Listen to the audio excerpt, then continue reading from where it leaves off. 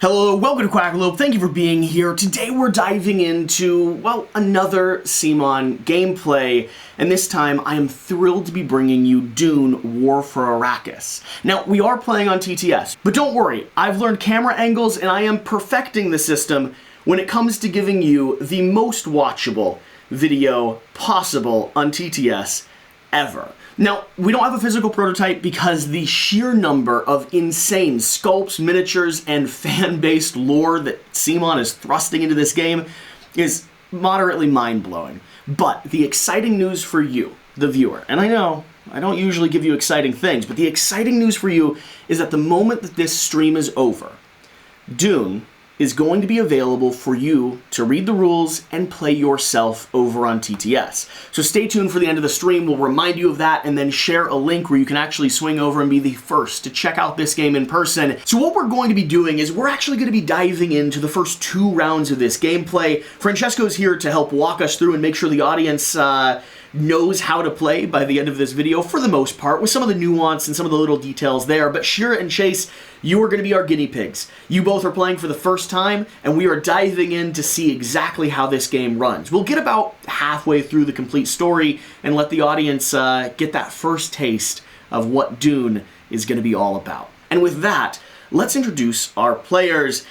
First off, I am here with the Honorable Francesco. You are one of the designers of this game and also one of the co-designers of War of the Ring, which is a game that has maybe some similarities, I've heard. Yeah. War of the Ring certainly shares the epic take on a board game. It's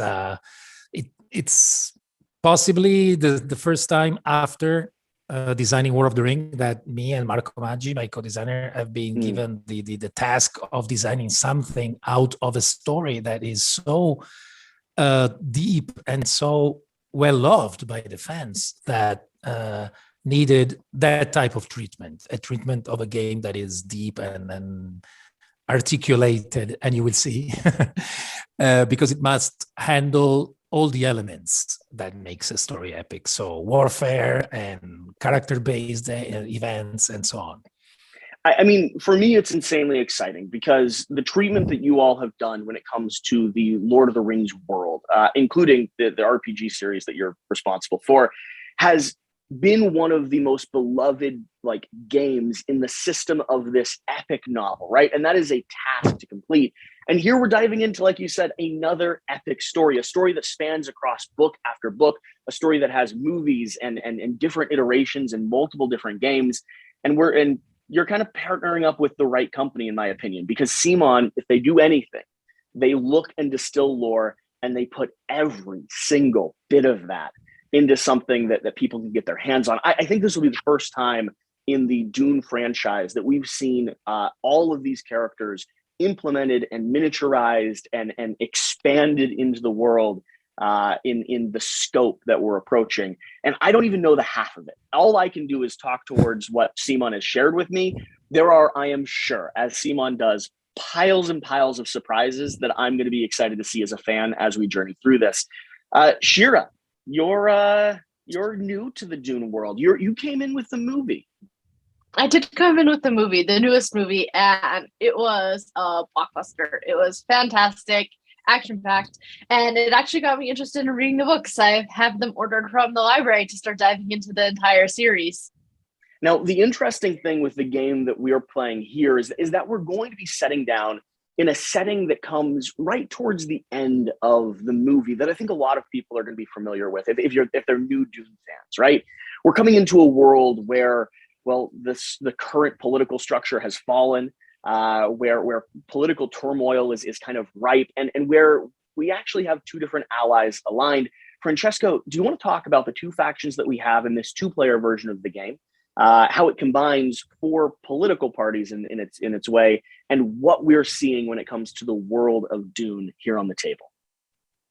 Yeah, the landscape that is outlined in the story. We're talking about the first novel by Frank Herbert, so the Dune story, and it's a super complicated and layered. There's houses, noble houses, and corporations all vying for power. But there's a moment where all these layers come down to one big fight between two families, basically, and it's the House Harkonnen that is the epitome of the bad guys, and House Atreides, the most noble ones in the known universe, and they fight for this planet that is Arrakis, also known as Planet Dune, that is the only source for spice, that is the currency, the main element that powers space travel, and that everyone is willing to die for. But it's a little bit more complicated than that. It's not just Harkonnen versus the Atreides, because they both have allies conspiring with them, fighting with them in this two-sided conflict that is depicted in the game. So House Harkonnen has the Emperor by their side, is House Corrino, Emperor Shaddam IV, and because secretly he hates House Atreides for their nobility and their clout in the Landsraad, that is the parliament of the major houses. And on the other side, there's the native people of the planet Arrakis, that are the Fremen, that shelter the survivors of the coup that the Harkonnen have done by treachery, killing off the head of the family and most of the military armies. So we have a situation where we're on planet Dune, of course, where the Harkonnen are back with their allies, the Corrinos, in taking hold, a military grip on the planet, and they have chased the survivors of House Atreides in the secret villages of the Fremen people. So that's what we see, and it's a two-sided conflict. In the beginning, it seems that the Harkonnen are very much on the winning position, but that might change because the Fremen have a secret ally in what they call the desert power. Yeah. So Shira, you're going to be playing what is coined as the Fremen or the good guys. I think in this, just trying to hold back the ruthless, murderous movements of Chase. Chase, you're coming from On the Table Gaming, a YouTube channel that people should check out because you all specialize in doing some of the best coverage of giant epic war games, I think, in the industry. So people should go absolutely to check out your channel. That being said, let's talk a little bit about who you're playing and what your victory conditions are. Yeah, so there's a lot of kind of misinformation going around there, I think. So it's House Harkonnen. We're the rightfully appointed rulers of Arrakis by the Emperor himself.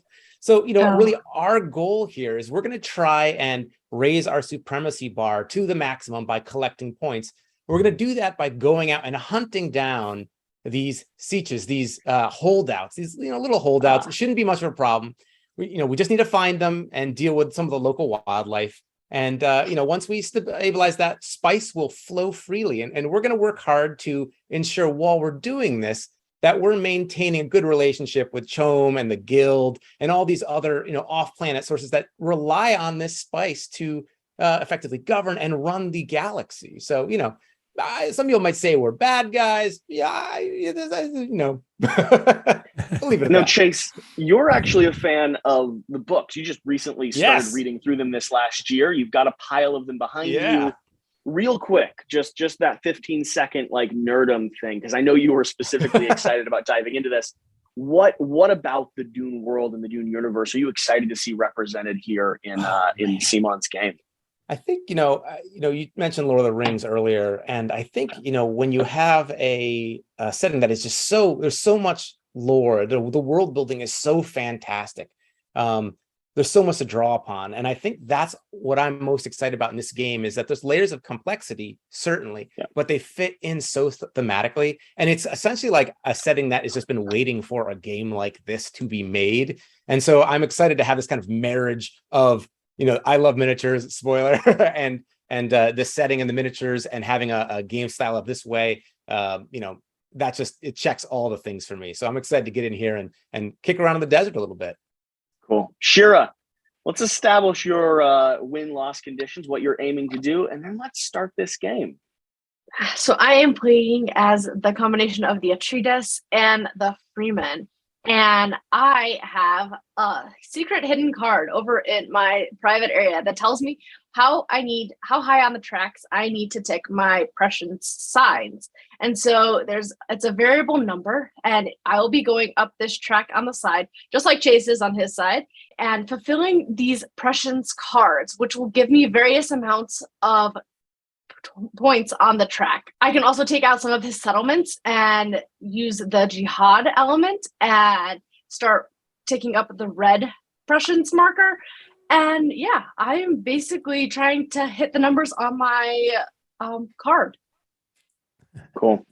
All right, let's dive in. Francesco, how do we start a game? Differently from if you play the War of the Rings strategy game or other heavy type of games, of thematic games, usually there's a big setup stage. War of the Ring is famous for that you probably play for an hour even before you even actually play, unless you become proficient with that. So one of the things that we wanted to avoid with this game was exactly that, and we made it. Now we were going to skip that for the demo because on TTS it doesn't work exactly as it should, as it would on the table. It's all made by the computer, but there's a randomized, balanced but randomized setup that allows you to start to play in 10 minutes, because you just have to play a number of sitches, the villages of the Fremen on the board, and a number of counters that basically show the hidden strength of the Atreides faction, and a number of units around the main settlements of planet Dune. Are we going to show the map as it is at the beginning of the game, right after the setup have been dealt with? So there's as you can see, there's a big concentration of troops. Of course, everything you see is not, it's work in progress, of course. Most of the graphics are done, but of course the TTS module doesn't make justice of that, especially for the units, because we're going to have these fully rendered plastic miniatures for all the type of troops that we have. I think at this point people know what to expect when it comes to CMON sculpts. Close to, if not always, the best in the industry. Oh yeah. In this case also, one thing I wish to add to the expectations of CMON fans is that the company has been very keen in specifying that we had to comply to the gameplay, that we didn't have to go overboard with something just because we could. So everything that is there and is spectacular, because it is, like the sandworms are fantastic. They're not made in a way that go in the middle of actually playing the game well. So everything is really, really functional.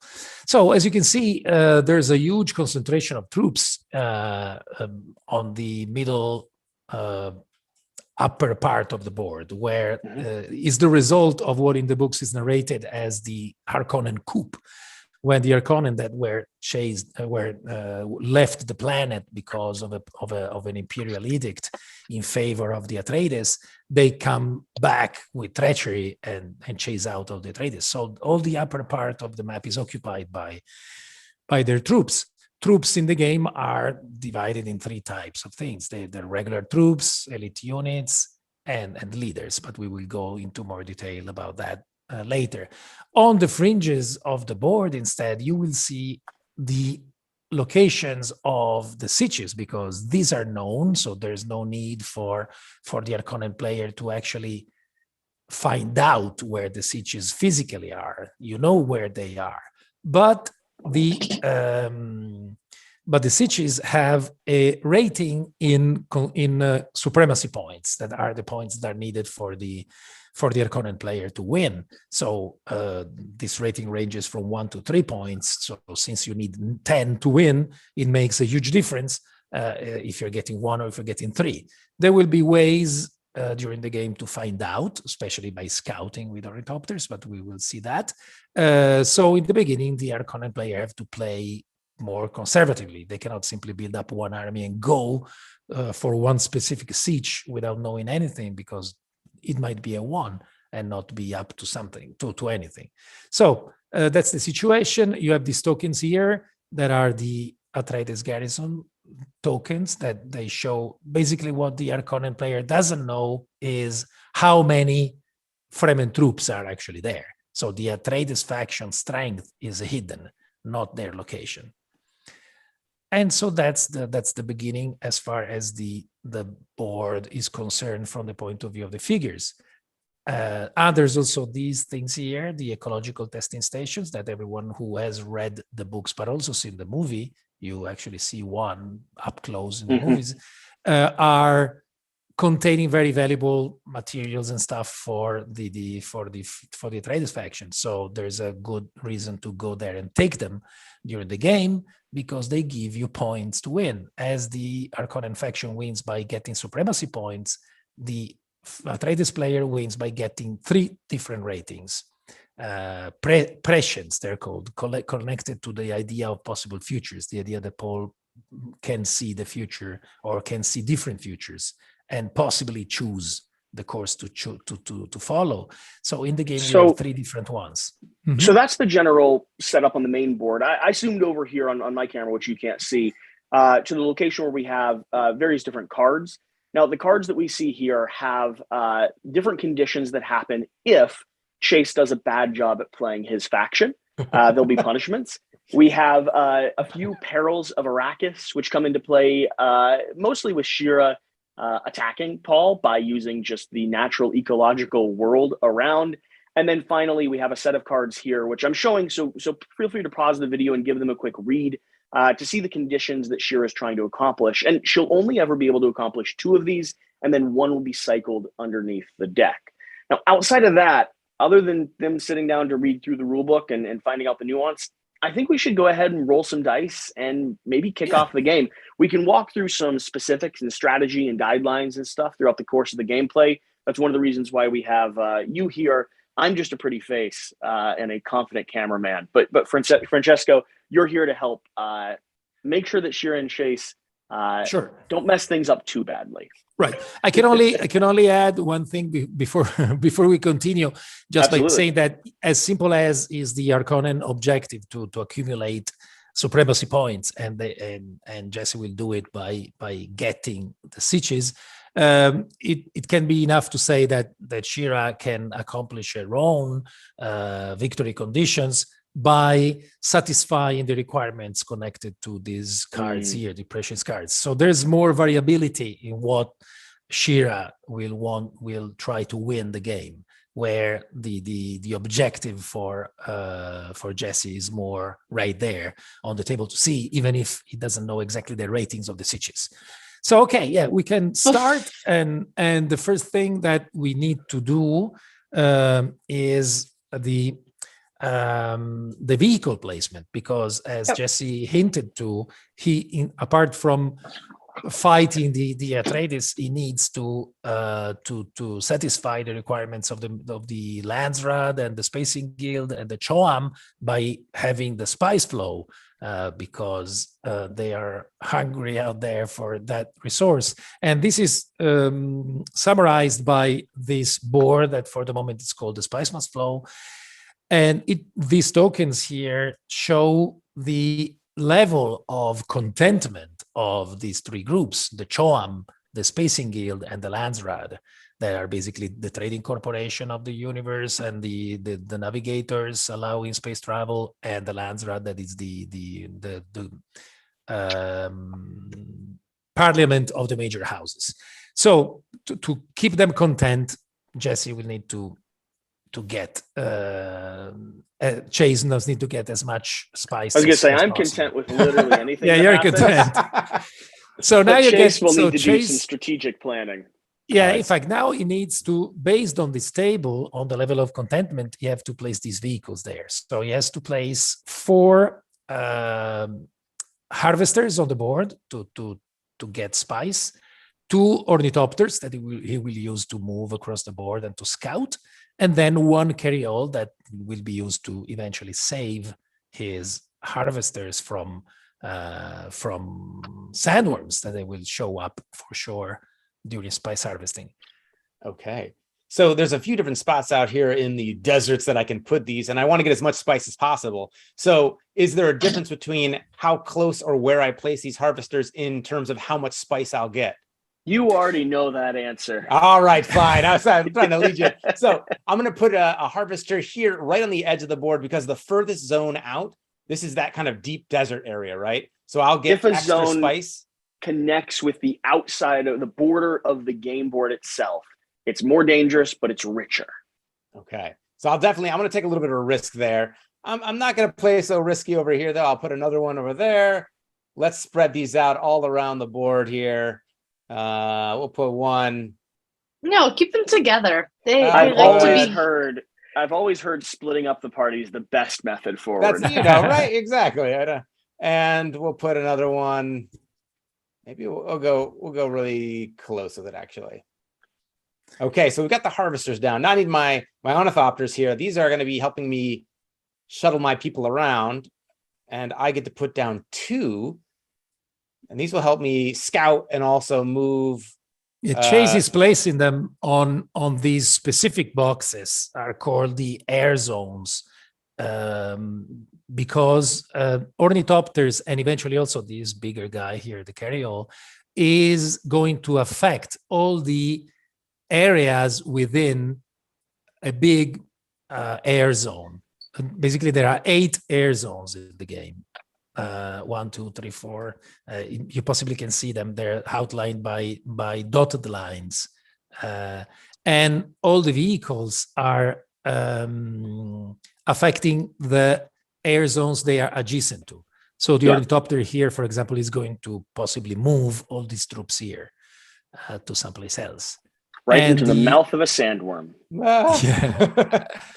And the carryall can be placed also on one of those air zones. I'll go all the way to the top here so that if I need to, I can use this to rescue my harvester.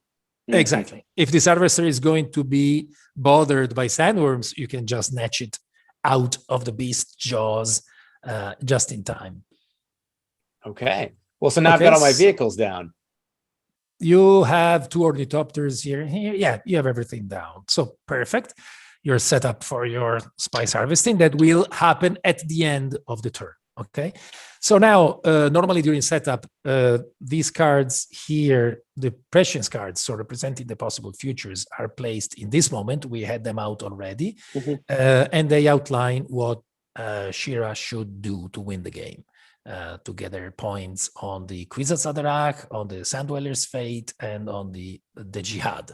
So they show the possible futures that Paul can follow, Paul Atreides can follow to accomplish his task. And after that, we can just roll the dice and start. So like the War of the Ring game, the backbone of the game is rolling these action dice. That every die corresponds to 1 action that a player can take. As you can see, Chase has many of them, even if one of these dice have to be taken out as a requirement of spice harvesting. If you look at the spice must flow table, the first thing it says is exactly how many dice the Harkonnen must place there, must lose. And if spice harvesting goes bad, he will lose more dice. So spice harvesting is important. And so, okay, so you're down to only 7 dice. For you. Shira's not on her back foot, though. She has the ability to utilize the power of the desert as long as Chase has more dice than her. So while it looks like she's getting less out of her actions, Chase is screwed. Might be in trouble. We'll see. Yeah, the counterpoint to the might of the Harkonnen to having 7 actions compared to the 4 is that for every action that the Harkonnen player takes, Shira can take a desert power action. and that means that she will put on the table worm sign tokens. Worm sign tokens represent the presence of worms in the desert, and they will allow her to move her troops faster because the Fremen troops can sand ride. That means they can ride the sandworms to get across miles and miles of desert. And eventually, when the sandworms will show up, she can use the desert power action to actually attack with those monsters. So, all right. Yeah. Let's shake some dice. Roll the dice. And then every die needs to be placed on the dashboard on the corresponding box. Oh, there's so many. While you place them, Oh, hush. Of course, there are different icons on the dice, and they show the different types of actions that players can do. Two of them, the leadership action and strategy actions, are connected to armies that in this game we call legions. They can be moved across using those dice, across the map by using the dice. Deployment results can be used to place troops. Mentat dice results can be used to draw cards, because we have 2 decks of cards for each faction. And then house results can be used for different things based on the house a player is in.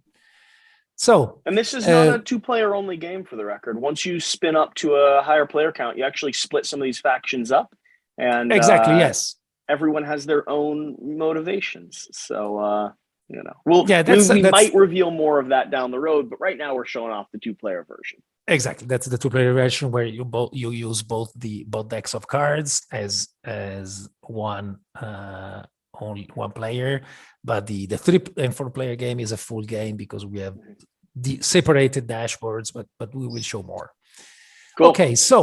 Okay, so now it's the turn of Shira to play, because you have a leadership action, a mentat action, and 2 house results. House results are very cool for the Atreides, because they can do any other type of action with those. They're wild card results.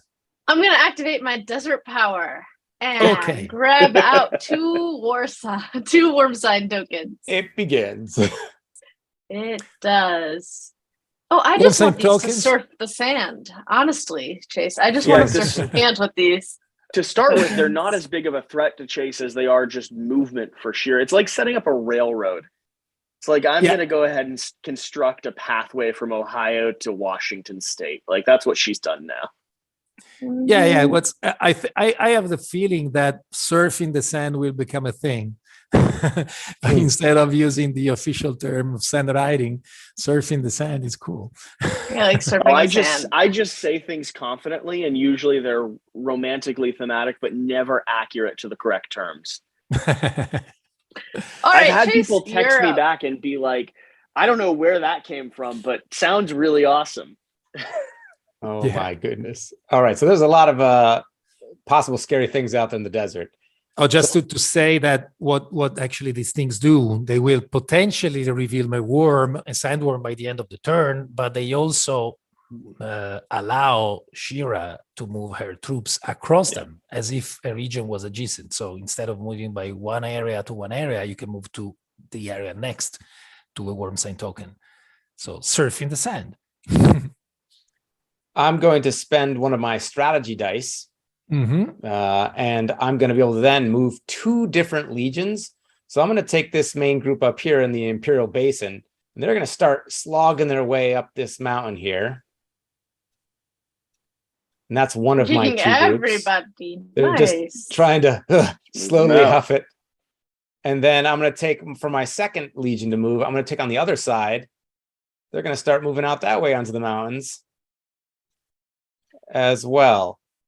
Overconfident and arrogant. That's the Harkonnen way. And so now I also believe that I could then use my Harkonnen ornithopter at the end of this action to reveal siege in a connecting sector. Is that right? Yeah, ornithopters, you could use this ornithopter here. For example, you could use it to move these guys here, another region.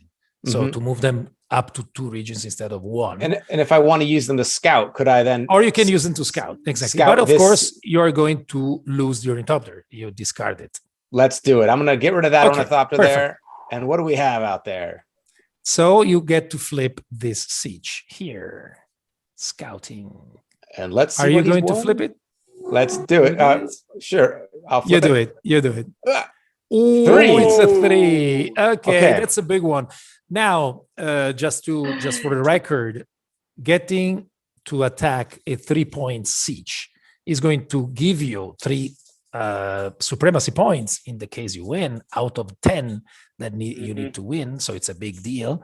But of course, it's also going to be harder because in this game, you roll a number of dice based on the number of units in an area, in a battle, but the ratings of the siege are adding to that, always to the maximum of 6 dice. So for example, even if Shira will have, I don't know, a couple of troops here, she will, instead of rolling 2 dice, she will roll 5. So it's going to be harder to get, but still it's good news for you. Let me show the audience. I can do a quick reveal so they can see where the rest of my sieges are and my troops. Oh, you Right? I don't get to see. One of the nice mechanics about the TTS is that we can hide everything from Chase and flip everything for the viewer and for Shira. One, because it lets her see the map a lot easier. It's one of those things you could do on the table, but you can't do as easily on TTS. But 2, take a quick look around there. We're looking at all these locations that Chase would love to know about that may or may not have nice things on them. If you see these troop tokens, they have different shapes on them. The solid circles means it's a base unit. The outlined hexagons means that it's an elite unit, and there will be more tokens that I can draw from the bag that'll have even specialer elite units. So that just gives you a sense of my defense of these areas. And now we hide. Now that I remember where everyone is placed, we hide them again. Yeah. There's Nice. also another command where you can actually spy them on TTS. So you can spy one at a time if you want. Yeah. To. But of course, that's But the audience can't that's see a quick way. Of course, yes. Good. So that was your action, Chase. I would like to deploy. So because I don't have any dice on my deployment area, I am going to be using one of the house dice, which counts as a wild, to deploy some troops and leaders out. So in your case, to deploy, you just take a token from the deployment area, and you can look at it secretly in your private area. Flip it. All right, that gives me information on what it is. And now I can place it in any out. siege. Yep. Of your choice. No reason to go over here. No, it's so close to lots of other things on the board, Chase. Don't worry about it. And then I can also deploy a leader, and I'm going to be grabbing Paul. And we're going if you wanted to, just to give some strategy options, your strongest leader in the case you want to put up a fight would have been Stilgar. Stilgar is very effective in combat. But by playing it, you will, of course, put him in danger of being taken out for a while because named leaders can be, if they're defeated, they go to the regeneration tank to be. We'll put out Stilgar. Why not? Okay, let's put Stilgar so we can see if he's going to make a difference. Because for the moment, Paul, as also the fans of the story know, but also who have seen the movie, in the beginning, he's still learning, still a boy. And in the game, he can grow up to a fully mature stature and become Paul Muad'Dib. Hopefully we'll get to that point very soon. Yeah. All right. Good. So deploy action, and it's another action for Chase now. Okay. So I'm going to actually do a deploy action as well. And now I can deploy 2 regular units or 1 Sardaukar unit and 1 leader in one of your settlements of choice. Now, how would I get one of my characters down if I wanted to put Rabin in, Glossus Rabin? Is there a way to how do I get a character onto my units here? Okay. Whenever you do a deployment, like in this case, you can put in play either a generic Bashar leader or any one of your named leaders. Okay. So I'm gonna- again, in this case, you have a choice between two very formidable fighters, because you have the Bistraban or Captain Aramsham of the Sardaukar. So they're both very cool. And he has to deploy them in his settlements, so he can't deploy them where his active troops are right now. So I guess I'll put. Yeah. This would be a That's right. settlement up here. Yep. I'll drop him up there, and he also gets she's to like, have- I didn't remember that the North Pole. No, I knew there. I knew the North Pole She's got a plan, I'm existed. sure. And then he also gets to have one Sardaukar unit, the elite of the elites with him. Yes. All right, so they're way out there. Okay, and then that was their. I used the ability on that card, so he's going to slide down. Since you, that was something that needed to be told, that since you made a deployment action that corresponds to a place where you have a character, you are using an upgraded version of the action. And in this case is that you deploy 2 regular units instead of 3, but instead of 1 regular, you place a Sardaukar. So still in a settlement. So again, when you use a character, you have to spend him or spend her. And so now Captain Aramsham is not available to be used again, but he's placed on the table together with the 2 regular and the Sardaukar. And that was my action die. So where did you play? I played it right up here in the North Pole. In North Pole, perfect. Okay. Okay, there's an interesting thing to say in the North Pole, not for the next turns possibly. Any vehicle placed in this air zones would eventually affect the North Pole. Okay. Okay, they're considered adjacent. Okay, so it's again Shira. Yep. Does this space count as sorry? That's a desert. That's it's not a minor erg. No, we wanted to. That would have been eventually a plateau, because that's a plateau. Minor erg is this. Minor erg are only these regions here. Okay. These are minor ergs. We wanted to just be faithful to the actual geography of the map, so it's going to be said in the rulebook that the main part of a map is actually indicating the type of terrain. So that's desert. Okay. These are plateaus. Yes, that's the shield wall, the darker mountains, and these the are the plateaus basins. Are the plateaus considered desert? Nope. Nope. Okay, so I No, cannot desert. place It's only these areas and the deep desert areas. I can't place any worms there then. Exactly. Worms can only be placed or move on desert areas. Okay, so I am going to use my Mentat dice, and I am going to use the special ability. I am going to draw a planning card from the Fremen deck. Jesse, can you move your cursor? You're hovering over. You could choose to move any to draw from any deck, of course. Yep. Using Lady Jessica special ability. Yep, I drew that, and then perfect. Okay. And Lady Jessica's power, as you can see, allows me to reveal one and then play one. Exactly. Draw one and play one. So first, I'm playing this card. Let's see what it is. Discard any revealed Ibad. Prussia's card and draw a new one, and then I get to play another Freeman ally planning card. And so I am going to discard this. I would like to. Can I place it on the bottom of the deck?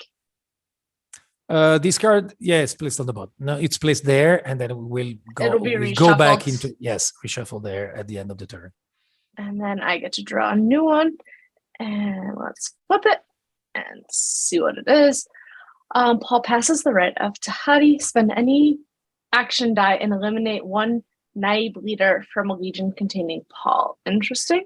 The right of Tahati is when Paul was challenged to a duel and killed a man. And so in this case, you need to kill one of your own Naib leaders by having Paul on the table, of course, to do it. and that represents the rite of passage of the Fremen people. Gotcha. Okay. And then I drew a new one, and then I get to No, play another. no. Yes. With this one, you drew a new prescience card, and then you can play another card from your hand. Yep. But the Fremen one. Okay, yes. And which one was that? This is what I was making very happy about. The Wildmaker enters play, and then take any desert power action or activate all sandworms on the board. So where's the Wildmaker? Yeah, now the Wildmaker is like the father or mother of all sandworms. Yeah. Is this big guy here? Where does he spawn? Play, you take the card, and actually he's considered the character, so he's placed here on the desert power action spot. And must be flipped. Just a second, because I did something with my desktop. Okay, so now instead of simply placing 2 worm sign tokens or activate 2 sandworms, you can place 1 sandworm or the Wildmaker in an area containing a worm sign token.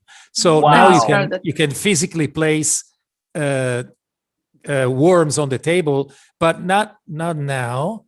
Because now I get to take the action. Oh my god! You have to take a desert action. So the next action you can take, can be done to place the Wildmaker. Because the card that I played allows me to enter play and then take any desert action. The desert action I'm going to take. Correct? Yes, you're right. So then you take the power. Well, I'm starting to feel a little claustrophobic in here. So I'm gonna be placing the Wildmaker and pulling off this desert sign. I believe that was his action. Yeah. Place 1 sandworm, or the Wildmaker in an area and discard the token, and then he comes off to symbolize. Oh, not in my hand, but he comes off to symbolize that I used him. Yep. Perfect. So yeah, exactly. You have done I've used. Shira at the start of this video was like, "Don't worry, I've got a plan." Little did we know it was giant flipping worm. Oh, you knew that was my plan. Look at those minutes. Yep, it's in that area. He seems intent on coming for my 3-point, siege. Come say hi to my little worm. Yeah. Oh man. Nice. So Shai-Hulud is officially in play. Well, this is making some interesting decisions here. I feel like I believe it's your turn, Chase. Right, I'm like, we're already like only like 3 dice in. I'm like starting to feel like, do I need to start playing a little bit more recklessly here? Do I like rush out?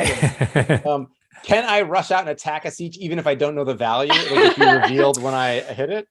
Yeah. It's of course more of a gamble because it can be. I mean, the Harkonnen player has a lot of options in the beginning of the game. Both of them, actually. It's a very, very flexible game. It's difficult to define a strategy right off the bat. It's something that you develop more in the course of the game. But yeah, absolutely, it's a possibility. You know that you're possibly going to sacrifice a full legion, but that may be worth the sacrifice. That's a strong word. What's a legion for the Harkonnen? If they're far enough out in the desert, nobody knows, right? All right, let me do this then. We're gonna get a little. Well, I don't want to telegraph things too much. I'm gonna do a house action, and I'm gonna use this ability to place a ornithopter out on the board here, right here. And you can also place all the other vehicles. So 1 harvester and 1 carryall. Oh, nice. That's fantastic. Well, let's get a carryall. There seem to be some worms over here. So yeah, that makes sense. Let's just get ready. Okay. What Chase did was just, of course, you take Baron Harkonnen out because you've used his special action. Just for a general specification on the design intent, the idea that characters make your actions more powerful is to replicate exactly what happens when someone in the story made some conscious personal effort in something. So in this case, it's like the Baron being fed up with what's going on Arrakis and saying, it needs you have to do something right. Personal intervention. Yourself. Exactly. But there's worms. Yeah. All right, and that was my action. Okay, so it's back to Shira. Yeah, I'm thinking. All right. You have another wild card or wild action or a leadership action. Yeah, I'm just gonna be taking a quick peek. Or a at, desert power. Desert power also. It's possible, of course. Yeah. Well, okay. Since now you have the wild maker in play, you could actually take a sandworm action. Yep. But It would be nicer if there was another sandworm in play, because then I can maximize that action and use 2 sandworms. yes. Whoa. So the sandworm can attack adjacent to himself. Can move up to 2 regions away and attack up to 2 regions away. So you could technically you take could, out this. no, because these guys are on the shield wall. Yeah, the floor is So lava. they cannot be attacked there. So they either have to be on a plateau, so this type of terrain, or in desert. In desert. So they're being chicken, is what you're saying. Yeah, right now they're there where We're being taunted by I'm the not worm. moving. I'm not moving from here. Yeah, you are being taunted by a worm. All right. So I think I am going. I'm going to place out 2 tokens. How many more dice do you have, Chase, to spend? 1, 2, 3, 4. 4. Okay. Perfect. Trying So to dry we're you out gonna here, but grab 2 of these. Just as you know it, Shira, any sandworm, including the wild maker, counts as a worm sign for sand riding. Oh, awesome. So he counts, you can ride the wild maker. So we're going to put one right there. And we're going to put one right there. Just to clarify, sand riding, for example, the troops here can now move, for example, up to this ecological testing station and see what it has, because it's funny because there's objectives that Shira could go for to like start winning, but she seems like she just wants to destroy Chase. I'm getting that feeling too here. No, not me. I'm very, very gentle. For the record, anyone that has seen Shira's top 10 list, like, people were like, your top 10 list is not very varied. No, it's this type of game. It's area control combat. With Inish, asymmetric Cyclades, powers. Kemet, all of these fun games. All right, Chase, it's your turn. Action. All right. Okay. I believe is the saying, is it fortune favors the bold? Is that how it goes? So that's only for the people that win. They wrote the history. Oh no. Okay. All right. I'm going to try and get a little fancy here, and I don't know if you might need to stop me as I'm going through to make sure I do this right. So I'm going to try and do support of the minor houses, which lets me move. So you can discard, you have to discard any die to do that. So okay. So I'm going to get rid of a Mentat die. Okay. And that's going to let me move a legion from any village to an area of your choice containing one of your legions. Oh, yeah. That's one of your biggest cards, because it needs to be moved from any of these places at the basin. So what, like this, for example? Yeah. So remember that or note that the maximum number of units you can have in an area is 6, plus any number of leaders. 6 units between regulars and elite units, and any number of leaders. Okay. So places can get very crowded. So the leader doesn't count towards it. So if I've already got 4 up on the North Pole, I could just move 2. My elite and a regular up. Exactly. Actually, hold on. Let's do this. We'll empty out this village of just the 2 elites. Exactly. Yeah, that's a good idea. The only other option with moving troops from Marrakeen was that you could move also the Bashar leader together with the other troops. So to have 2 leaders here. But you already have Captain Aramsham and another. Yeah, you already have a captain that is. And so since I used a die to play that card, is that my turn? Exactly. Yes. Okay. You took your turn. You discard the card, and that's your turn. And now it's Shira again. you can still take it as a power action because you have 2 dice and chases 3. Yeah, why not? We like these. Stop Dun it. dun dun dun dun dun dun dun. Sandworms. I mean, statistically, the more I put out, the more Of course. Yeah. likely I will have a success. I keep mousing over the bag to be like, how many more tokens are in there? You already took 2, right? That's took the 2. second one. Okay, that's the Yep. second one you're I'm just placing. deciding. So this one was a stray. Feels like it's turning like Jaws. I'm worried about the shark circling in the sand. All right.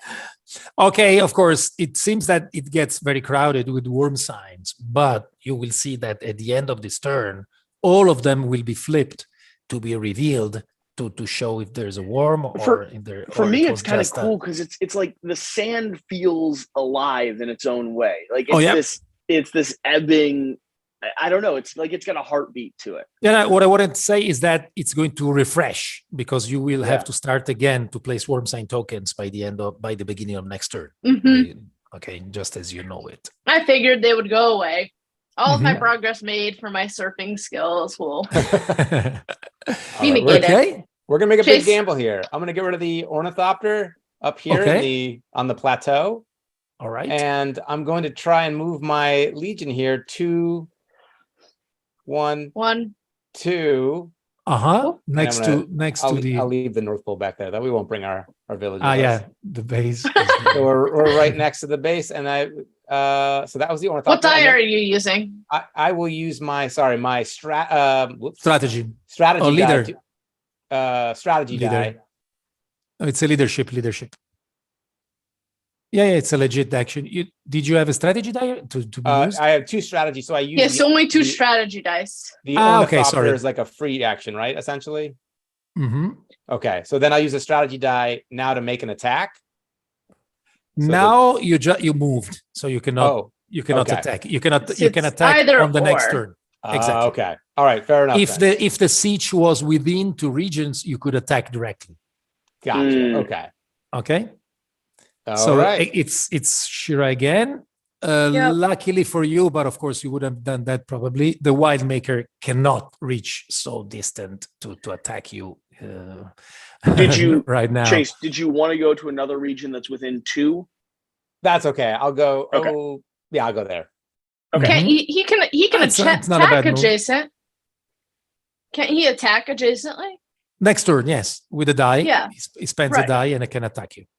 Yeah. So you either have to deploy troops there with a house result, for example, or you might just say it's not Move. worth the effort and escape. you can choose what to do, especially based on what's in there. Yep.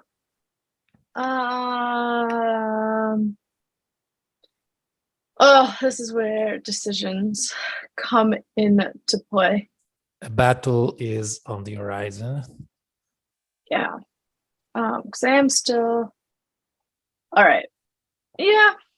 Another option, if I just to say, you might spend that die to draw cards because you can discard the cards from your hand to boost your battle capabilities. But that's generally a last ditch effort if you don't have enough units. So your choice. Yeah. How many? One card would be 1 die, extra die to roll.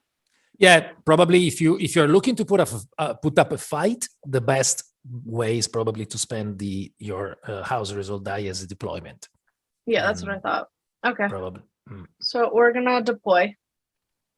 Okay. You take the token from the bag. You look at it, and then you decide where to place it. Even if in this case it's probably here in Wind Gap. That should be satisfactory. Put Okay. that And then there. you can put a leader there. Either I am gonna leader. I'm putting out Paul. Okay. No reason. Okay. Good. So that's Shira's action. Yep. Okay. Well, one thing just for the audience, Shira can choose to flip these tokens whenever she wants to reveal, to place the units they correspond to. But generally, there's no reason unless you're attacked or you want to attack. You want to bluff or scare. Yeah. I'm gonna play another card here. Let's maybe almost true to form. We'll do the movie style attempt here. I'm gonna try and use the Hunter Seeker. Now, do I declare what card I pick first? Wow. Choose one enemy named leader that is in the area. Ooh. So would I spend sector? Would I spend my an action die to play the card? Yes. So I'll spend my Mentat and we'll choose one enemy. In the same sector of a Harkonnen Legion. So you can do it for both. No, you cannot do it for Stilgar because you don't have any legions in the sector. Yeah. While a sector is that's the big part. I'm going to target Paul there. We're going to try and so you cup your hand around the vessel and you're like, Paul. And then, all right. And in this case, Paul is not as good as in the movie or the book because he falls victim to the Hunter Seeker. And that's it, right? The series ends. Your turn ends. Your turn ends, and Paul must go to the regeneration tank here. I thought that was victory. Well, the rest of the books just never happened. Gameplay. It's a body double. So there are many reasons to do that. Left. There are many reasons. Yeah, you only have one die, so you cannot do any desert power actions now. Shira. So it's a leadership. I can either, with Paul's special card there, I can either advance a prescience marker of your choice by one step. I can make a surprise attack with a legion with a leader. The thing is that since Paul is in the regeneration tank, I can't use his power. Use his card. So the regeneration take, for those of you that are wondering, is well, first off, it's lore. You should probably already know what it is. But if you don't, it's the mechanic that's going to be bringing people back into availability. So Paul has to spend about 3 turns going through this cycle of being reborn, flesh and everything. So if Chase put Paul there on his turn, on my turn, does Paul advance a step? Sorry again? If Chase put Paul in the regeneration tank on Chase's turn, does Paul advance a step in the tank on my turn? Oh, no. Only when you take an action. So now when you're taking the leadership action, if you're taking it, you move on. Yep. Okay. All right. So now I can move 2 different legions with a leader or make a surprise attack with a legion with a leader. Chase does not have any cards. The only reason to make a surprise attack would be to eliminate his availability of playing a card. Yes. So I can move, but where are you gonna move? Either you move two legions, and you can use your sad riding ability to move. Do I have to move? Let me just take a quick peek at everything again.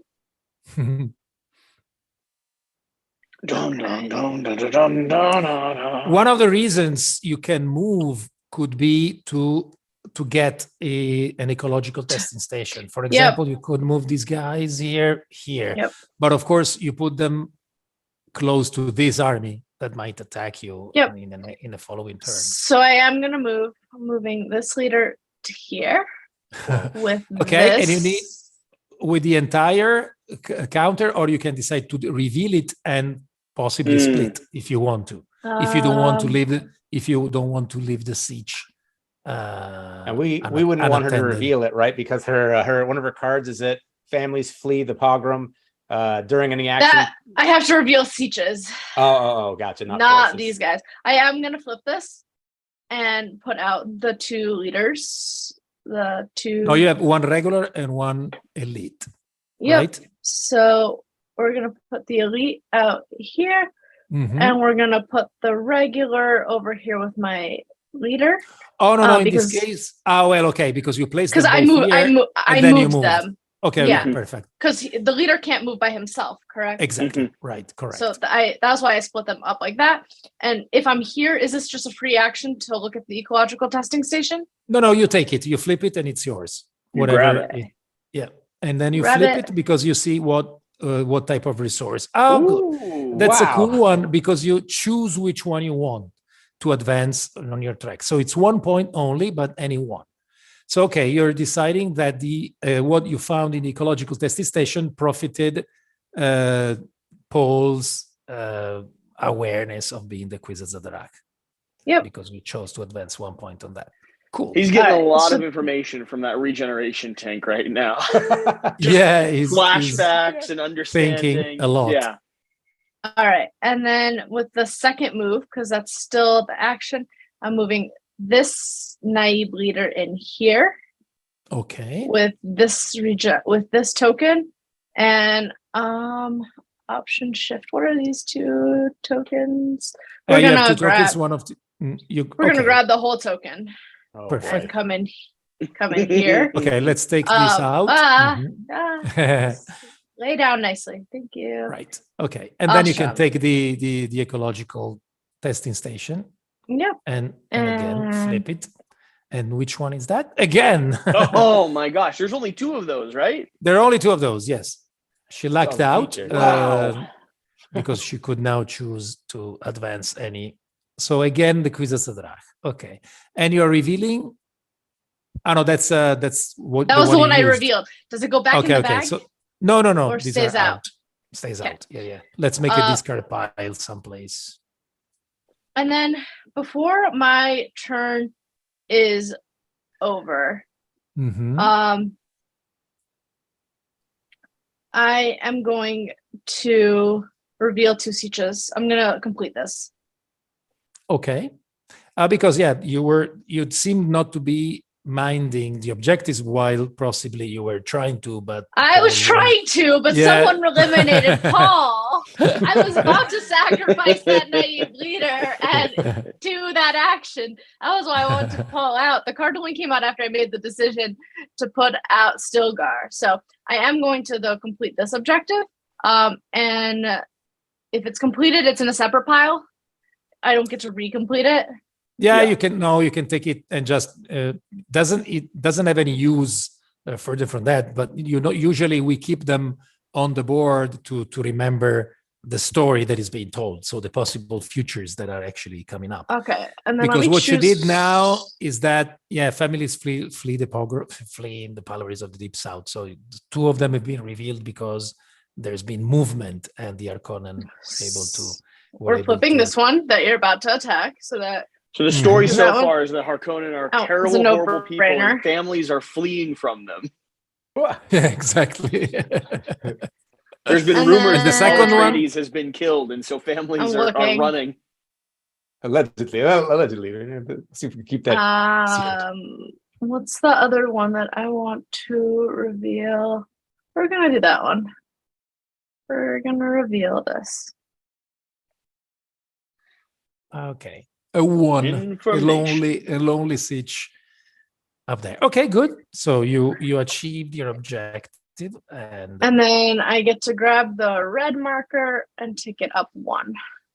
the jihad, because of course having families being chased out of their villages and so on make people not really happy with the Yeah, with the Chase. Harkonnen. Oh, all right. Well, bad news. I'm not turning over a new leaf here. So for my action, we're going to use a strategy die, and we're going to Mhm. attack this siege. This Of this one spot. course. And let's spread some blood. Hopefully not my own. We'll see what we got here.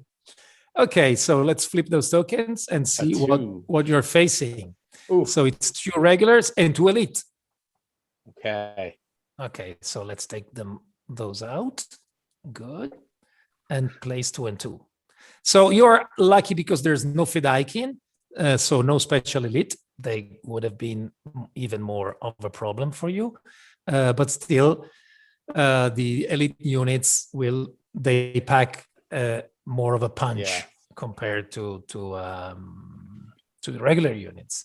So now we have 2 regular and 2 elites and an able leader on the Atreides side, and what's in there? One leader plus Captain Aramsham, and 2 elite and 3 elite and 2 regulars, right? Mhm. And we have the Sardaukar. Yeah, the leader there.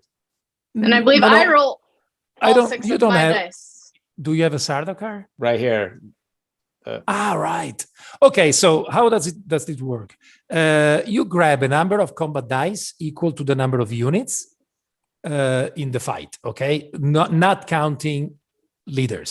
So in the case of Chase, you have 6 dice, and in the case of Shira, it would have been 4 dice if it wasn't for the siege rating. Yep. So you have 6 against 6. It's gonna be So bloody. in this first round, there's no use in playing cards from your hand to boost your combat power because you have already that maxed out. Okay. You can roll the dice, and I can tell you what is really happening. Dun, dun, dun, dun, dun. Simultaneous Simultaneous. roll. Wrong IP, wrong Simultaneous, IP. Yes. Oh no, Okay. where'd my one die went? 2 dice It just- disappeared. Okay. They're You all- have to. They're all here. Okay. Oh, wait, Let's um, take them separately. Did Well, you- that's a Grabbing lot them? of pointy things. Up She rolled. here. Okay, so Shira got a very good roll because the dagger icons are hits. Okay, Mhm. and these special symbols are good Hits. only if you have leaders in the fight. I have one leader in the fight. You have one leader, so one of these no. is useless, but the other one is good. So let me Okay. put it already on the side of a hit. So you have scored 5 hits, no less than 5 hits. Chase has no special result, and that's bad because if it was a special result, you could have triggered Captain Aramsham's special Oh, ability. no. And Captain Aramsham turns one special result into a hit and a shield. So, but in that case, you have 3 shields. Now, shields are a good result, especially because Shira doesn't have any Fedaykin in the battle, because Fedaykin cancel shield results. But so you have 3 of them, and you nullify 3 results by Shira. So in the end, you get 2 hits. Okay. Now, can I use that to downgrade an elite instead of Yeah, removing a no, regular? I can tell you. Oh. Let me first do the calculations Okay. for your attack. You have 3 hits. 3 hits. and I have no shields. You have no shields, so it's 3 hits versus 2. So you both have Chase. You have to take 2 hits, and Shira has to take 3. Now, to do that, you can eliminate 1 leader for a hit, 1 regular for a hit, or you can downgrade a special unit like either a Fedaykin or a Sardaukar or an elite down to a regular one. Normally, you do that to keep rolling more dice, because now the fight continues if you want. Sure, you're Oh, dropping it does your leader out? continue. Yes. Oh no, I didn't realize the fight continues. I thought that was one round.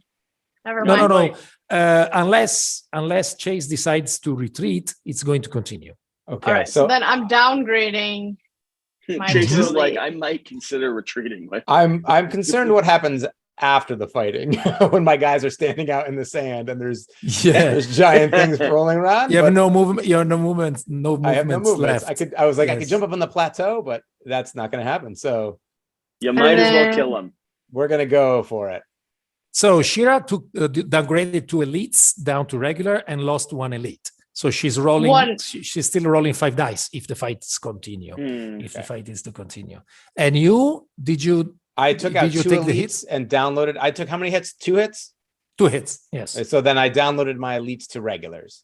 Wow. Downgraded. Yeah. Okay. Good. Okay. So do you decide to continue, or Let's you continue. just- Let's keep whacking away here. Okay. So you still roll 6 dice, and Shira is down to 5. Yeah, we're gonna take the unlucky die away, the one that Oh, didn't result in anything. All Okay. right, ready? ready? Oh, All right. So no special result for Shira, but she's very defensive right now because she has 2 Yeah. hits and 3. But now, since you have a Very Sardaukar, defensive. since you have a Sardaukar, one of the shield results goes away. It's cancelled by Sardaukar. Okay, so now you have. These are all your dice. Sorry, so these were out of my. Oops, it was a hit, right? It was a hit. Again. Sorry. There we go.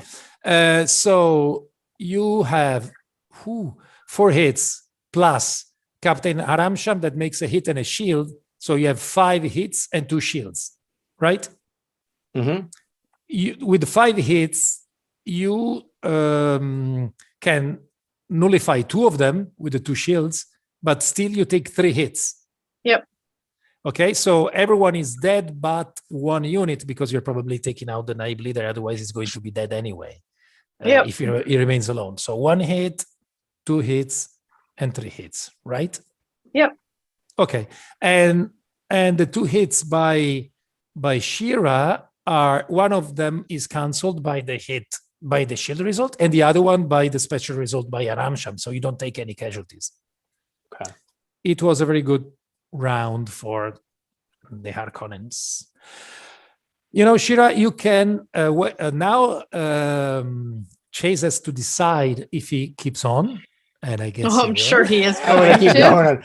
Yeah. While the winds are blowing in my favor here, and in the background there's like worms tunneling around. We're like, just keep going. So now you can, Shira, basically your decision is if you want to preserve the life of this guy by moving him away, or if you want to fight another round because you will still roll 3 dice. I'll roll 3 dice. Okay. Okay, so anyone wants to play cards from their hand to add 1 die? No, that's not going to be helpful in this situation. No cards. Okay, so it's still 6 against 3 in this case. All right, shall we roll? Oh man, that's a good roll in your 3 hits. So she's going out with a vengeance. I mean, she's going out with some. So he's for sure going to take me out. His Yeah. Of course, yeah. You're dead. The only thing that needs to be. Oh, okay. He was able to cancel out all your hits because the captain adds 1 shield. So the characters can really swing the tide of battle. Oh yeah. And Captain Aramsham is one of the baddest of the bad. So cancel everything out, and Wind Gap, the siege of Wind Gap falls into your hands, and you get 2 supremacy points. All right, so 1, 2. Yep. And this is taken out and placed here. So there's no siege left here.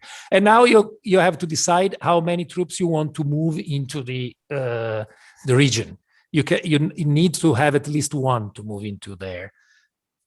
Yeah, come next to my potential worm token. Come next to me. Terrified of which way to go here. Yeah, I guess so. She can't reclaim that, right? No, they're gone. I'll move one regular guy. Be like, you go that way into the sand. You sent 1 soldier.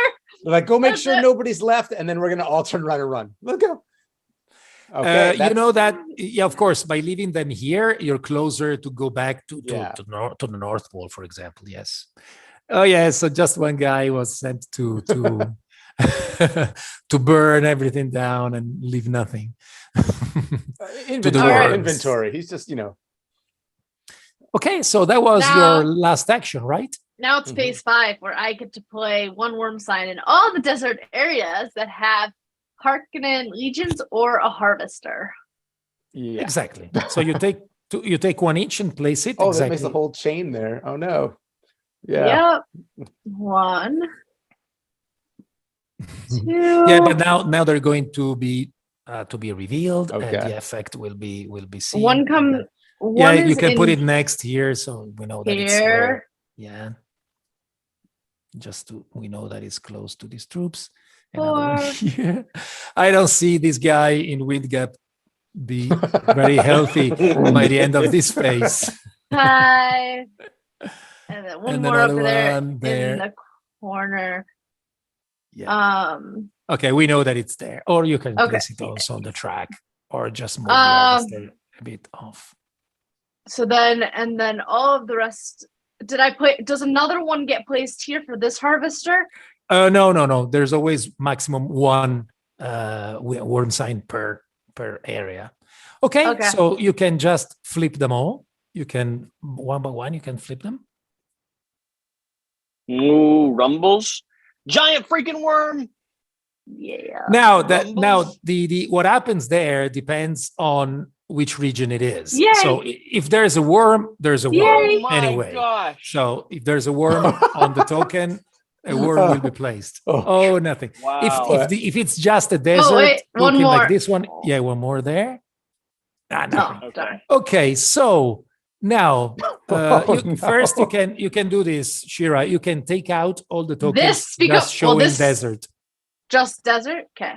Yeah, you can. Yeah, One, the boring ones can just go out immediately. two, They are basically three, no effect. No effect.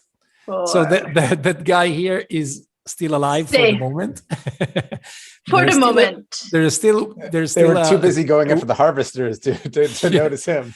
Now, here, where there's a worm, you place a worm. No mistake. Okay, so here. Up and here. where there was another one, right? Right over here. Here. And where I just put the arrow, and then there's another one over here. Okay. So there's another worm here, and another. Was it whatever? Where the It's in harvester this is, heart. right? Yep. There's Okay. a few worms, Chase. And then- now there's a situation. Now that's a worm sign. There's a burrowing worm, and in this case, it appears only if it's a deep desert. And since Which this it is a deep is. desert, this becomes another. And in this This case, in one, fact, here sadly, that's not. discarded because it's not a deep desert. Good. So now, when there's a harvester and a worm, the worm attacks unless you save it with a carry-all. Now, do I get the spice, or that comes if I pull it out? Then it's If you pull it out, you save him. Yes, but there's no spice on in it, this case. In this case, you have two harvesters under in danger, so you have to choose which one is saved. I'll save the one that's far away. Okay, no. So we do exactly the opposite. You keep it, and you keep also the worm. But in this case, instead, now you discard the carry-all. Okay. And then in this case, the harvester is taken out, and the worm also, because when a worm attacks, it disappears. Okay, you literally fly over the harvester to go get the other one. Safety. They're Exactly. So in this case, he saved this one, correct? Yeah. Exactly. One. Okay. Now there's nothing in danger here because there are no two together. And here there's another one, sandworm and harvester, but there's a carry-all here that can save him. I will save that one as well. So you just discard the carry-all, and this one is beyond saving. So it's out. This one is eaten again, and you Can't discard. be good for your digestion. Perfect. So now you do, before we move on, you do the spice harvesting result, and you have 2 points of spice for each harvester in deep desert, and so this guy counts. It's 2 points. This one here. This one is 1 point, so it's 3. This one is 1 point, so it's 4, and that's it. You have 4 points of spice harvesting. Now, what do you use these points for? You go to the spice must flow table, and now you have to keep content the different major powers. And how you do that? You spend 2 points to keep a token in the same position it is, or 3 points to move one up. Otherwise, they go down. So basically, you needed 6 points to keep the situation. By having only 4, you will have to have 1 point. The political climate is fickle, to say the least. But actually, since you have 4, right? Yeah. One is so dropping. you either have 2 of them drop, and you only upgrade 1, but that's not really a sense in doing that because the situation is based on the lowest token. Okay, so I'll drop the Parliament by 1, and I have to drop a second one by 1 as well. Oh, that's one. That one is the Spacing Guild. Oh, whoops, thank you. you can maintain 2 at their current position because that's 2 Exactly. spice each, and then Okay. you drop 1 down. There But now it And costs that's it. more to get back into their good favor. So Yeah. That's So what happens next turn will be that instead of losing only 1 die, you will lose 2. So 2 dice will go here. But you will get more spice harvesters to try and go back. okay. So my intent there is to avoid the Landsrad Imperial ban effect eventually. Oh yeah, in fact. Oh no, yeah, no, I guess that's for what the I'll get. audience. That's the one I'm going for. Because that'll limit Yeah, my the hands. Landsrad is not happy. So If the Landsrad goes down to the last step, it will right. the ban here will go into effect. So I guess I said that backwards. This one. Yeah. Right? Yeah, you're right. It's the color. Oh, the I think color. the token. Okay, the tokens are wrong. Okay, let's use the color of the Okay. token. Then I'll take So- move the blue one down. Okay. You want the let's- Landsrad? Yeah, that You want- eventually yeah, that yeah. limits my hand size of my cards. I don't want to limit my Yeah, the units land at the moment. size, the hand size is, I mean, it can be higher if you play a game where you want to hoard a lot of cards, both Gotcha. for combat and for their effect. The forms must be obeyed. Will limit your hand card to 3, but not for the moment.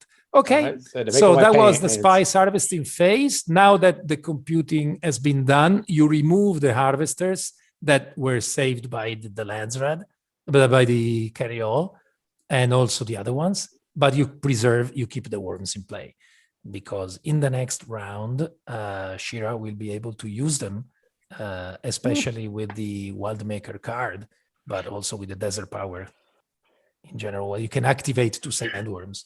So you have 3 sandworms in play by the end of first turn. Okay. So And he removes also his ornithopters and carryalls on the board. I'll take those off. and all set. Just Everything is discard set.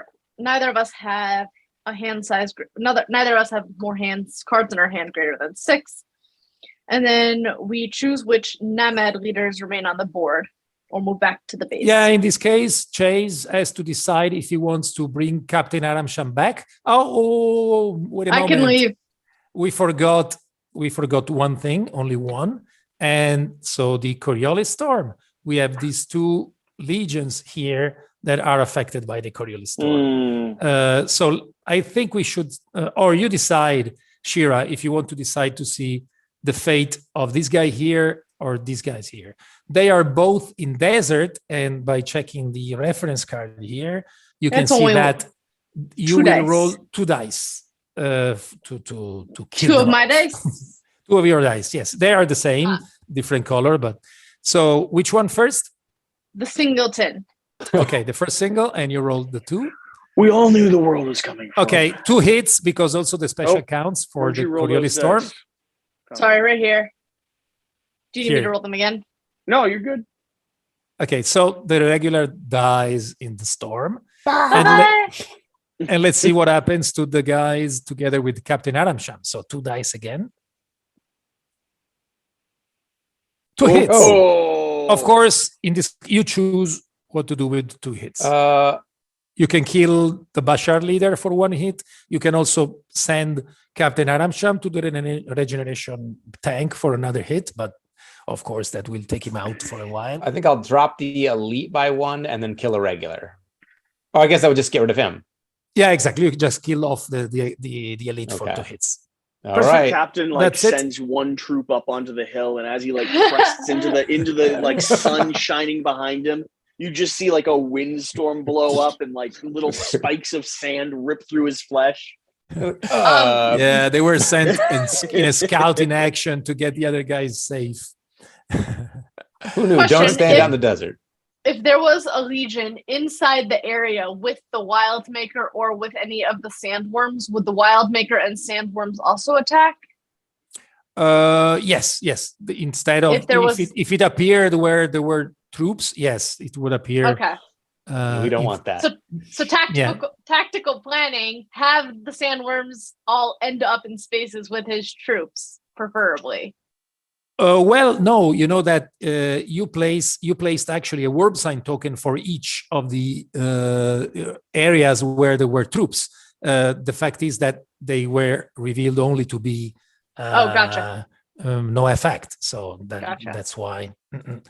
These tokens, the worm sign tokens, are to be flipped back and placed in the bag as far as the TTS module is concerned. Otherwise, they will stay face up. And then we shuffle the worm sign bag. Okay, so that's the situation at the end of round one with basically the Are you Harkonnen choosing faction. to keep your leaders out? Yes, Chase? Aram Sham. So what is the choice then there? I can move You it can back just to the take him North out Pole? of the board. You can no, you take him out and place it back here together with the available characters. He's just available for again to respawn.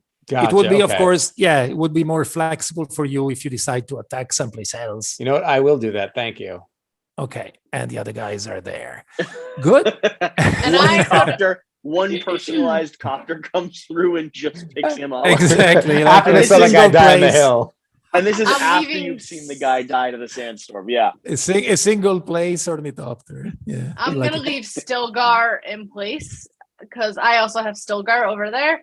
And Right. then I can choose whether to reshuffle all the revealed or I can choose these prescience cards. All right, there was one thing. The ornithopter was here, the left one, Yeah. the other one that you left. Okay, you could, when you discard it, you can choose to use it for a final scouting action. Oh, I'll do that then. Thank you. So I'll discard it to see what this. I'll do the close siege. This one, because the other one was already revealed. So yeah, we have to flip it. Go. A two. Ooh. Okay.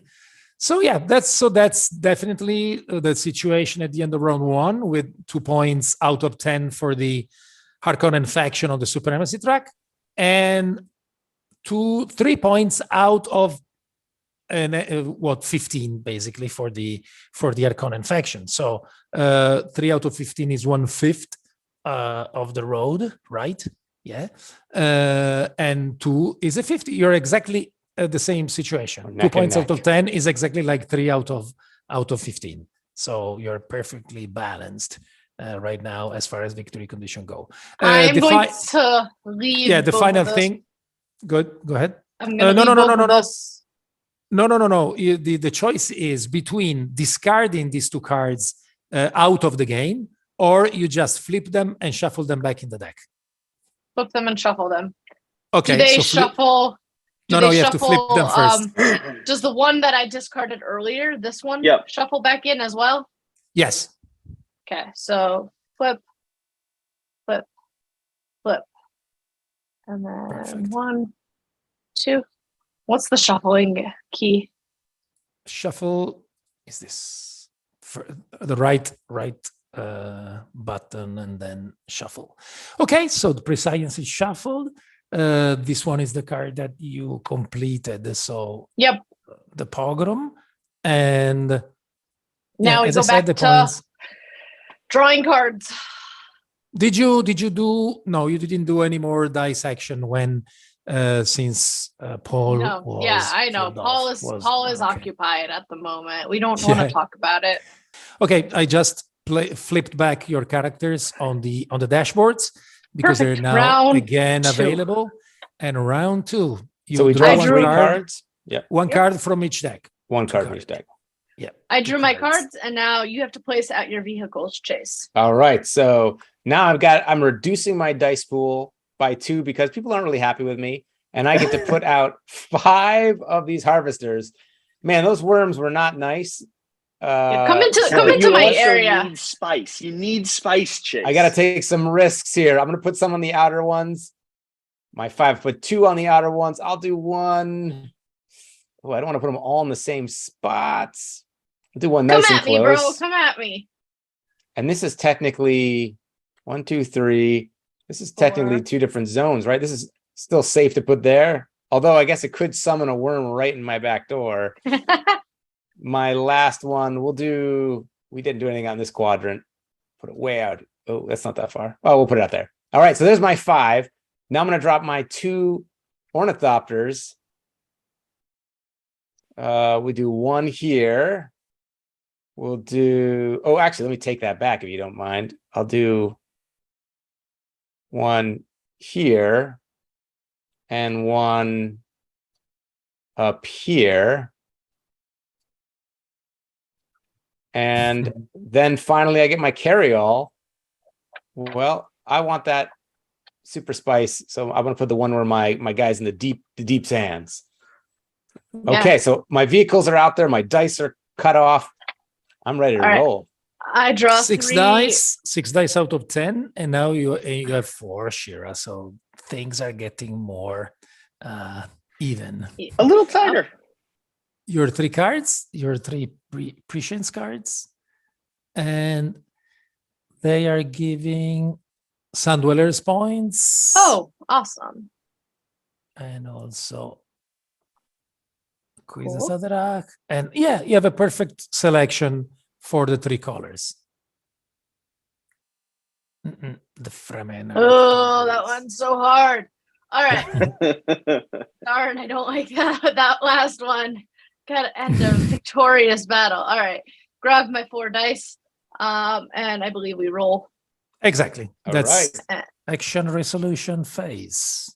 Ooh. All right. Move the dice over to your dashboards.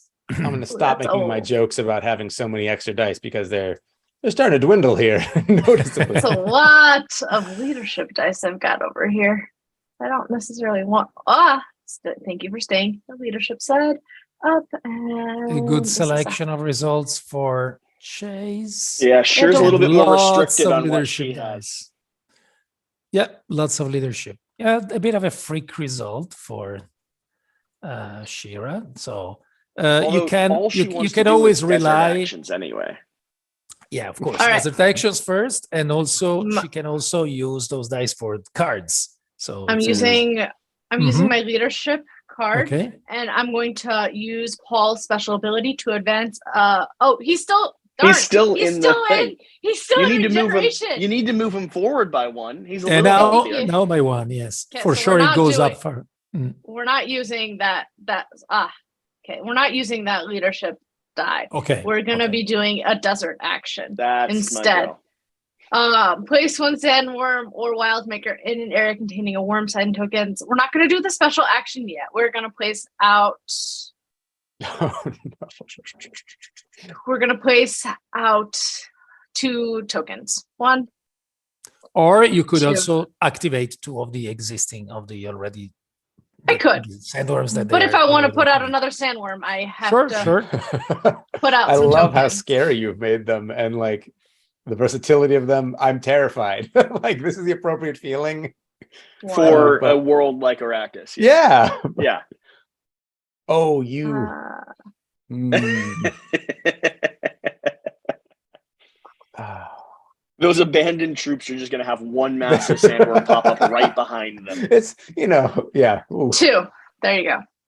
All right. That's my first action, and Paul moved along his track. Your turn, Chase. Well, Yep. all right. I'm going to spend a Mentat action die, and I'm going to play Polar Cap Factories. I'm going to deploy Ooh. 2 regular units, 1 elite unit, and 1 Bashar leader in the North Pole. So 2 regular guys are going to go there. Yeah, that's a big card. That's a nice deployment card. All right. 2 2 regular, 1 elite, and 1 Bashar. 1 elite. And then 2 harvesters in areas of your choice. So adjacent the to unfortunate North thing Pole. is that they have to be adjacent, right, to the North Pole, which means Yeah. do I have to put it in a sandworm Mhm. spot? Yeah. You But I never guess it was have. already going to more have than one there one. anyway. So, Yes. So Okay. you never have 2 harvesters on the and same. that's all they wrote for that. Oh, a nice army building up in North Pole. All right. Surrounded Now I'm doing another desert power. I'm taking off this worm sign and placing down a worm.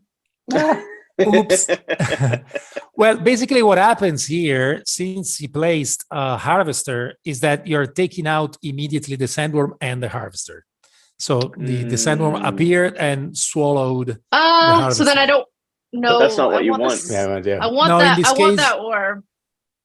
Oh, so I I'd can kind of like use harvesters putting- as like to kill worms. Yeah. Be like, quick, eat this. Okay, guys, run by. We're gonna honestly, place. For some of the internal worms, might not be a bad strategy just to get them off the board. Oh, you know what? We're placing that there. Okay. That's a really interesting strategy. Heartless, but I like it. Yeah. Which one? Which one? To just put out his harvesters to feed my worms. Ah, He just wants Like- tactfully Yeah. remember that if you and remove pause. harvesters from the board, you get one for every 2 harvesters you destroy, you get 1 jihad point. Oh, I did Mm, not recall that. Maybe I not have what to I wanted to. I have to destroy them, right? Not the worms. No, Yeah. but if they are removed, even by worms. So in the last round, didn't two worms come out and take out some of the harvesters? Okay, no, it's during the action resolution turn. So if it is a result of it's your when actions. you're attacking. It's when you're Yeah. taking. You're Exactly. making a choice. Okay, so like right now, that would have been 1 towards the count of 2. Yeah. That would have been that would have counted because it was an attack. All right.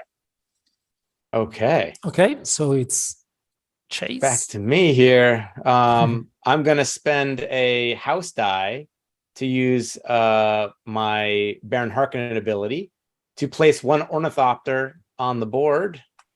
Mhm. Here. Oh, you care about them. I do care about them a little bit. Okay. Mhm. All right, I am using one of my leadership dice. No, you place also in addition to the you Oh, place a also 1 harvester harvester and a- and a carryall.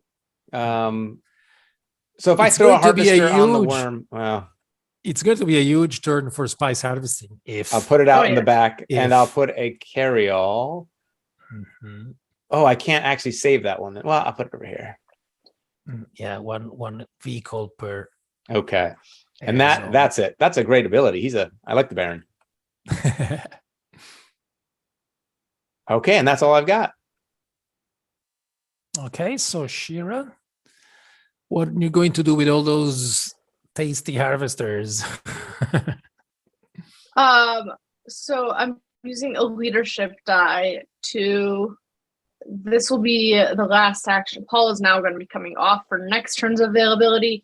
I'm going to move 2 different legions with a leader. Oh, consider Fine. that to kill off the harvesters, you just need to move into their regions. They're not, you don't attack them. No. So you can only move because normally you can normally only attack with 1 legion. But since you're moving, What do you mean? Move 2. Since you are with a leadership action, you can move 2 legions with a leader or attack with 1 only. But since removing harvesters is not an attack, it's just a movement, you can basically kill off 2 of them in a turn by moving 2 armies. So 1 in 1, here, for example, yeah, and 2. and the other one. We're gonna go right. No, but you cannot move. No, yeah, you can. No, you cannot. Sorry, you cannot move the same army twice. Okay. It must be 2 different legions. So 1 is gonna be right. Oops. Okay, don't look. Don't look. Chase didn't see anything. I missed it. Oh man, that was my moment. Okay, they are in this region, right where you had Okay. them. And so this harvester comes off. Exactly. And the other and one? then we are going to move these 2 over 1, 2. Exactly. Nice. And so take out the harvester. So, And so since that you- gives since me you eliminated 1. 1 jihad point. Exactly. So you're starting the spice negation strategy. Or at least You're starving me. repairing to the huge onslaught effort by the Harkonnen to harvest more spice. Okay, so Your it's turn, you Chase. again. Chase. Okay, so I'm going to spend my Mentat action point. Now for the Ornithopter, right? I do a regular ability and then I can do the Ornithopter effect. So I would You take a draw regular 2 action cards. and it's So free. I'm going to draw my 2 planning cards. I'll do 2 from the Harkonnen. Okay. And then I'm going to use this ornithopter here to move this group. Okay, sorry. That's actually, it's a free action, but in the case of the movement, needs to be done in connection with the movement action. Okay. So in this case, you can use the ornithopter only to scout. Okay. In that case, I'll just I'll draw those 2 cards, and then I'm going to use this southern ornithopter here. Okay. To scout this siege down here. Perfect. And it's a 2. The 2. Okay. Okay, and that was my turn there. More information. It's you're basically bearing all the information you need because you have 3. I'm using settlements out now. I'm using my leadership action now that Paul is available to me to use Paul's action. I'm going to advance oppression's marker by 1 step. I'm advancing the green one by 1 step. Okay. Which will trigger Paul's new ability to come out now. Paul has just leveled up. So this is one of the really cool elements of the game where at certain triggers, depending on how you've been strategic with like your resources on both factions, you have new upgraded versions of characters that start cycling in. I'm really excited about this element. You put it when he comes into play, he goes directly on the he's already available. So you even though I just used him. You're right. Yeah, you're right. I just used his ability. Yeah. So now I'm training out his token, his figurines. So there's going to be like an early game, mid game. There's like different strategies of how you're going to play. That adds a lot of replayability. Well, and I can't say anything, but think about what CMON does. Yeah. CMON does this on the grandest scale possible. We're only playing with 2 factions. Yeah. Oh, just to show the differences between the 2, between Paul Muad'Dib and Paul Atreides. I looked at his ability already. That's why I pulled him. Okay. Because he moves. I saw him. He can move all the sandworms, and he has dope offense and defense. Yeah. Oh. All right. For my turn, then I'm going to use my leadership die with Rabban the Beast, and I get to move 3 different legions. So these guys are going to make 1 move south. I guess everywhere south in the North Pole. the second legion to move is going to be these guys jumping up onto the plateau here. And with a sigh of relief. Yes. And then this group here is going to move. Oh gosh, I don't want to move 1. This group here, is going to move up to the ridge of this cliff here. And as that was a movement piece, then I can use the ornithopter here. Oh, just a second, because with Bistraban you can move 3 legions with a leader. So in this case, this army doesn't have a leader. Stay back here. Their story is one of my favorite moments in this first look at the game. Can I use the ornithopter then still to kick them around? No, because you didn't activate it. Oh, I didn't activate it. Unless if you want to do that, you have to use a strategy die. Okay, but you move 2 armies instead. I think I'm telegraphing what I want to do here, but so I moved the southern group, this group, and then this village here is going to move just 1 over to another nearby village. Okay, to the base. Okay, the village people here. Right. Okay, good. Thank you. All right, that was my turn. And you have to move out of the dashboard close to Raban because it's been used. I'm using my house token to deploy, and I'm deploying Paul. Seems about right. And a deployment token, which let me take a peek at it. Okay. And put it in here. All right. That was that action. Have a look myself. Okay. Okay. Good. Okay. So I'll spend a strategy die, and I'm going to move a troop once. And this is what I've been sort of telegraphing here. They move 1 here. I'm going to get rid of the ornithopter and move them 2 more.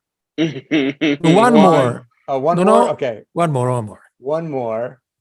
And so now they've moved 2 spaces now, total. And then that's their deal. They're slowly making their way up there.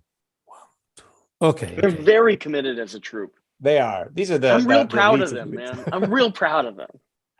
The real veterans. This is the fanfic like sub story that you didn't hear about entirely Dune. indoctrinated. They are committed to the cause.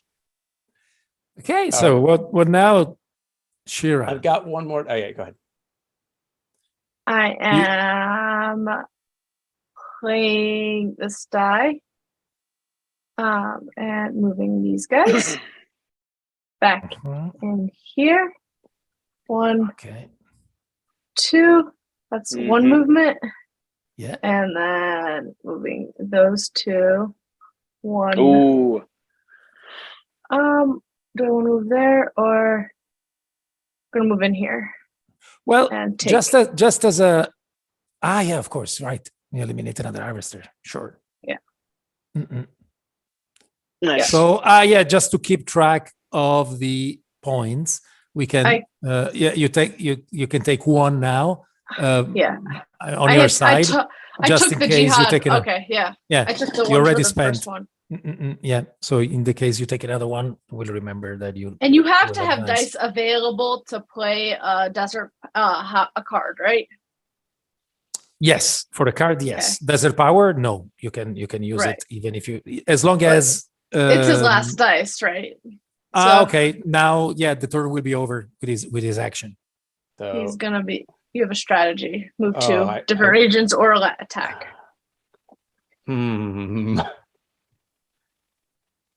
I feel like it's I got some choices here. I don't want to move out into the. You know what? I'll spend my strategy die. And these guys are gonna just move up 1 to the very precipice of this, looking out over the desert, and I'll get rid of this ornithopter to see what is in that siege.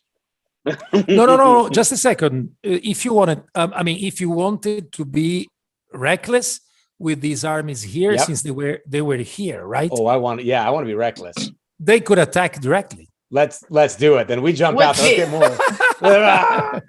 These guys, these are the heroes. I have faith. They are the heroes of the story. I'm not going to win this game. These guys might win it. And Because these 2 spots are adjacent, correct? Yep. Yes, exactly. To make them through using exactly the by the ornithopter rules. to attack. Yeah, so they were here. He discards the ornithopter and they attack here. Because they're in the range of 2. They stay here. They're within a range of 2. They don't move. Sweet. It's a sort of an airborne attack. Okay. Even better. Oh, they're so cool now. Oh man. So he used his die though to do it, right? His strategy die. Absolutely, yes. It's the last. It's the last action of the round. So now you have to flip your garrison token to see who's there, and also the siege. Lucky! That was a cool move. I mean, only 1 regular unit plus an aid leader. So now Wrong IP. So you're in the first round. You're completely matched because you have 4 dice each. I have 5. 4 because no 4. Why? Yeah, 4? 1, 2, 3, 4. Does the leader roll No. one? What is the leader? It's the leader. So you have 3 dice. 3 dice. Yeah. 3 dice against 4, and chase a Sardaukar that will cancel 1 shield result in the case it happens. But you have no leaders, right? So no leader. You special result will be bad for you. And Shirawi has 1. Okay, so that's an interesting battle to see. Now if you want, you can you could spend dice. You could spend dice to add dice if you want to. Okay, only on the first round. Can I do it on the other future rounds if anyone survives on my You can do it in the future round. Okay. I would like to spend a card for an extra dice. So I'm rolling these and then I'm getting that was why I kept them in the air for as long as Okay. So you spend the card. Oh my gosh, they're bloodthirsty, these guys. Look at that. You discarded card. Yeah, you just put it in the discard pile and you add 1 die. I'm gonna roll this die. 4 dice. Okay, good. Oh. Okay, Oh. so 4 hits. 4 hits because the special Yeah. result here is granted by the naive leader. And in your case, it's 3 hits. The Sardauker doesn't cancel out a shield because she didn't get any. Okay. And so you get 4 hits and she gets 3 hits. So would one idea Well, to me you just to won the lose battle. my elite guy? You need to have at least 1 troop to win. And since she lost everything because Okay. three hits are enough to kill off these 2 guys. Mhm. So you win the battle. You need to have at least someone to claim the reward, though. Okay. So you have to take the 3 hits. I'll take the elite, the Sardaukar It's off. 4. He takes It's 4 hits, doesn't 4 he? hits. 4 Oh, hits, yeah. right? So Oh, yeah, the minus a Sardaukar shield, and minus 2 a units. shield. and a regular. The How shield. much is this Yeah, stuff? the shield. So you're left with 2 because the Okay. shield saved 1. So then one guy gets left behind. They fly out. No, there, no, because the ornithopter, when you attack by ornithopter, you have to move with all of them. Oh, okay. So they're all Okay. okay. So the blitz worked. And you get Technically two victory points Two. for you. Okay. That's not bad. We're Supremacy keeping it points. neck and neck here. And this can be left here also just as an additional reminder. Oh man. And now, of course, you're out in the desert, even if it's not deep desert. And now it is end of round. Exactly. Okay, what So happens? first you have to Desert place. hazards. Yep. Worm signs. Okay, go ahead. 1. You're good guys, by the way. I mean, I'm used This to follow step by 2. step, and I see that you got all the rules. Oh so- man, I'm nervous because I'm starting to really fall in love with this game as I'm starting to like pick it up here, 4, and I'm definitely gonna have to pick this up now. There. 5. And 1 for the veterans of many battles now. Yeah. I believe I I got think them all, correct? You got them all. I Yeah, kind of yeah. want them to win. I kind of want them to survive, man. Fingers Okay, crossed. so- All right. Now we Flip. flip them. Can we Yep. flip that one last with the guys? Oh, let's see what we got. Okay, Yes! but remember, there's still Coriolis storms. Oh no, no. Oh, that was a bad draw for you. Wow.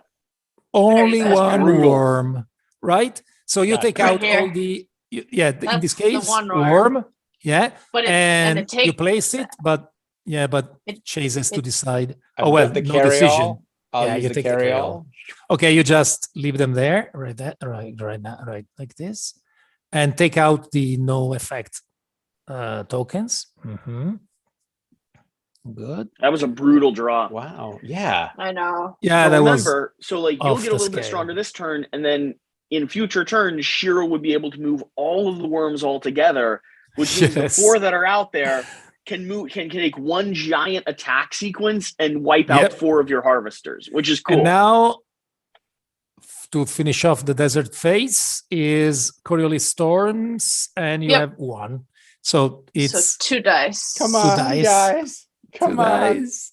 This is it, and this is gonna be the last part of the video we see. Oh my god! So roll them. It's both hits result and special results. Ah! Dead.